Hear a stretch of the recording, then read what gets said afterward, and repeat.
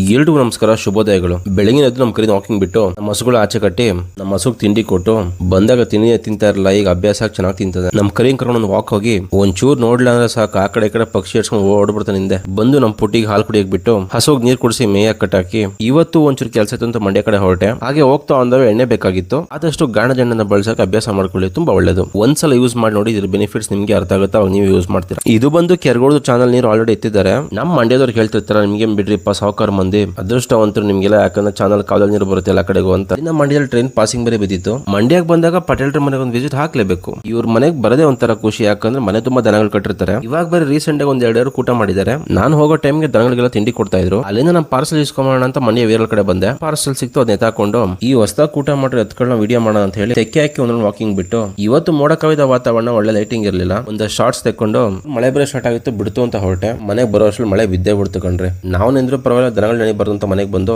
ಇವತ್ತು ಮಳೆ ಬಿದ್ದು ಯಾವಾಗಿರುತ್ತೆ ನಮ್ಮೊಳೇನು ಮೇಯ್ದೇ ಇಲ್ಲ. ಕರ್ಕೊಂಬಂದ್ ಕಟ್ಟಿ ಒಣಲ್ ಹಾಕಿ ಅಲ್ಲೇ ತಿಂಡಿ ಕೊಟ್ಟು ಕರುನ್ ಬಿಟ್ಟು ಹಾಲು ಕುಡಿಯಕ್ಕೆ ಹಸರ್ ಬೇಡ ಬರೀ ಒಣಲ್ ಹಾಕಂತ ಉಳಿರ್ಕೊಂಡು ಮಳೆಗೆ ಸ್ಟ್ರಾಂಗ್ ಕಾಫಿ ಮಾಡ್ಕೊಂಡು ಕುಡಿದು ನೋಡಿ ಇಬ್ರು ಎಷ್ಟು ಚೆನ್ನಾಗಿ ತಿಂದ್ಬಿಟ್ಟು ಆರಾಮಾಗಿ ಕಾಲ್ ಚಾಚ್ಕೊಂಡ್ ಮಲ್ಗವ್ರೆ. ನೈಟ್ಗೆ ಇನ್ನೊಂದ್ ಸ್ವಲ್ಪ ಒಣಲ್ ಹಾಕಿ ಮಾತಾಡಿಸ್ಕೊಂಡು ಅಮ್ಮನ್ ಮಾತಾಡಿಸಿ ಪುಟ್ಟಿನ ಮಾತಾಡಿಸ್ಲಿಲ್ಲ ಅಂದ್ರೆ ಹೆಂಗೆ ಅವಳನ್ನ ಮಾತಾಡಿಸ್ಕೊಂಡು ಇವತ್ತಿನ ಕತೆ ಇಷ್ಟೇ.